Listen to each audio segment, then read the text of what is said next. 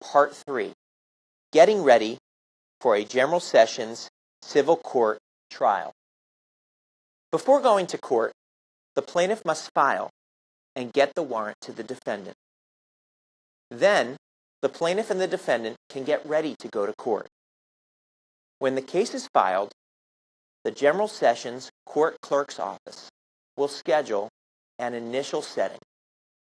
The initial setting is the first court date and time when the case will be heard. Both the plaintiff and the defendant need to be present at the initial setting. The date and time of the initial court setting of the case will be written on the civil warrant, or you can check with the General Sessions Court Clerk's Office to confirm or make sure that you have the date of the initial court setting. To get ready for a General Sessions civil case, the parties may use discovery. Discovery is done before the trial. It asks the other side to turn over papers, to answer questions, or to go to a deposition. A deposition is answering questions under oath in front of a court reporter. If a party wants discovery, that party must ask for the court's approval or okay. They do this by filing a motion for discovery with the court. The motion explains why the discovery is needed by the party who wants it. Each party can also use a subpoena. A subpoena asks the court to make a witness come to court.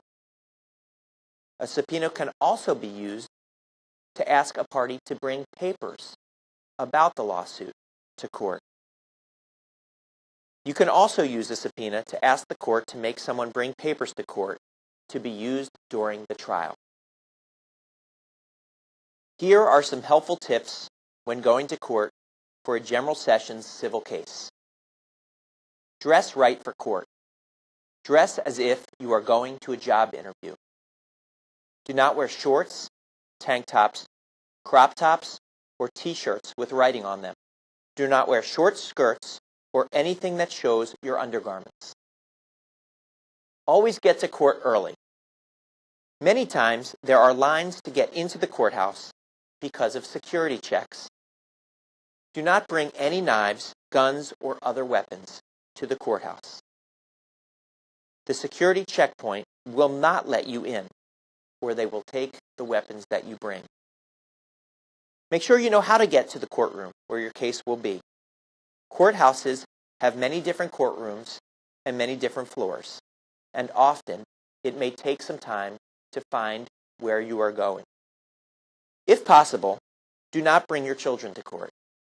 Find someone to keep them for the whole day, because you may be in court for some or all of the day. Never bring any food to the courtroom. Turn off your cell phone before entering the courtroom. Be ready when you get to the courtroom. Have all of your papers and other evidence in order. Please make extra copies of all papers for the other side and for the judge. Always be polite to everyone who works in the courthouse. Be polite to all of the people on the other side of your case, even if you disagree with them. Do not swear in court. There are no juries in General Sessions civil court. In General Sessions civil court, the judge hears all of the evidence and decides the case. This is called a bench trial. The judge uses the facts that are presented by each side to make his or her decision. The judge also uses what the law is for that kind of case. At the end of the trial, the judge will usually say which side has won the case. Sometimes, the judge may need more time to check the law and make a decision. When this happens, the judge will say that he or she is taking the case under advisement. The judge's decision will be mailed to both sides later. The plaintiff has the burden of proof in most General Sessions civil cases. This means more than half of the evidence must show the plaintiff should win. More than half of the evidence is called a preponderance of the evidence. The plaintiff must prove that the defendant broke or violated the law. This is called liability. In a contract case, for example, the plaintiff cannot win unless he or she shows the court that the defendant broke or violated the contract terms. This means the defendant is liable or legally responsible for breaking the contract. A plaintiff must prove that what the defendant did caused the plaintiff damages. In a contract case, this usually means money damages. The plaintiff's proof must show how much money the defendant should pay. It should be enough to pay the plaintiff for his or her losses.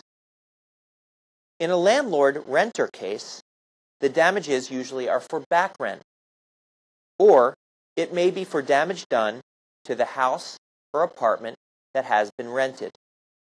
The plaintiff may also ask that the defendant be ordered to move out of the rental property.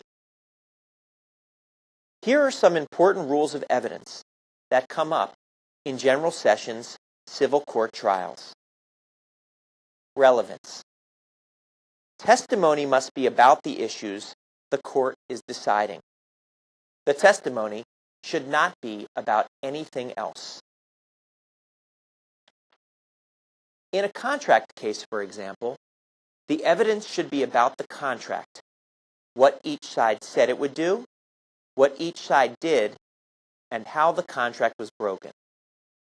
The testimony should show the damages caused by the broken contract. These kinds of questions are relevant to contract cases. Hearsay. No one can use hearsay evidence. Hearsay means you did not see the evidence for yourself. You are just saying what you heard from someone else. In a case between a landlord and a renter, for example, the plaintiff cannot testify about what a neighbor said the defendant did. If the defendant objects, the judge can refuse to allow the testimony about what the neighbor said the defendant did. The plaintiff may call the neighbor to testify as a witness. In that case, if the neighbor comes as a witness, the neighbor can testify about what he or she saw the defendant do or what the defendant said to the neighbor. Personal knowledge, lay opinions, and expert testimony. In some cases, a party can testify based on what he or she knows or has learned because of special training. In a case between a landlord and a renter, for example, the plaintiff can testify about damage done to the house or apartment by the defendant. But the damage might be to a fuse box and the electrical system. A licensed electrician can testify about that damage as an expert. The electrician might explain the damage, how to fix it, and what the repairs will cost. An expert who understands the problem can explain it to the judge. Best evidence. Bring the original papers to court. This is the best evidence. In a case between a landlord and a renter, for example, the original lease with the original signatures of the landlord and the renter is the best evidence. Objections. A plaintiff or defendant in a lawsuit may object to some evidence. You can object to hearsay testimony, for example. You can object to testimony that is not relevant or not about the case. Make the objection if you believe the testimony is hearsay or is not relevant. If no one objects, the judge may not stop the testimony. If someone does make an objection, the judge will consider the objection and make a ruling about whether the evidence may come in or whether it is going to be kept out. Pre-trial motions. There may be something you want the judge to know before the trial starts. To do this, you can make a motion to the judge before the trial starts. For example, when the first date for trial is set, either party can ask for another date by making a motion for a continuance. It is up to the judge if the motion for a continuance or for a new trial date is approved or not. The defendant may also make a motion to dismiss a case. In a case between a landlord and a renter, for example, the defendant-renter knows the landlord did not bring the lease to court. The renter wants the judge to rule on this lack of evidence before the trial starts. The renter needs to make a motion asking the judge to dismiss the case. Or the renter can ask for the case to be put off until the landlord brings the lease to court. Before the judge issues an order, the plaintiff can ask the judge to dismiss without prejudice. Without prejudice means that the plaintiff can file the same lawsuit again later. Opening statements. After any motions, the plaintiff and defendant can make opening statements. This means that each side can tell the judge why they think they should win. It is based on the facts in the case. The plaintiff goes first and makes the first opening statement. The plaintiff says what evidence they will use to prove their case. They say how they want the court to rule. The defendant goes next and makes the second opening statement. The defendant says why the plaintiff is wrong. The defendant says what facts show that they are right and that the plaintiff is wrong. Direct examination. Asking a witness questions is called direct examination. The question should not be the kind you can just answer yes or no. Instead, the question should not hint at what the answer is. Those questions are called leading questions. In a case between a landlord and a renter, for example, a witness may be asked, what day did the lease begin? It is not okay to ask, isn't it true that the lease began on January 3rd? This question can be answered yes or no, and it could be seen as a leading question. Cross-examination. Cross-examination is when you question a witness after the other side questions them. It is okay to ask leading questions in a cross-examination. These are questions that can be answered by a yes or a no. In a case between a landlord and a renter, for example, in cross-examination, you can ask, did the lease begin on January 3rd? Or, the lease began on January 3rd, didn't it? These questions on cross-examination can be answered yes or no. Closing argument. After all of the testimony and evidence is presented to the judge, each side will be given the opportunity to make a closing argument. During the closing argument, each side will have the opportunity to explain why the facts and the law should result in a ruling in their favor. In a case between a landlord and a renter, for example, the plaintiff or landlord, during closing argument, can explain how they prove that the defendant or renter did not pay the rent for several months. The plaintiff can explain why the defendant should be evicted and pay the past due rent. The plaintiff can only make this argument if the evidence presented proved this to the judge. Entry of judgment. Most of the time, the judge will say who won right after the trial is over. The judge may say the plaintiff won.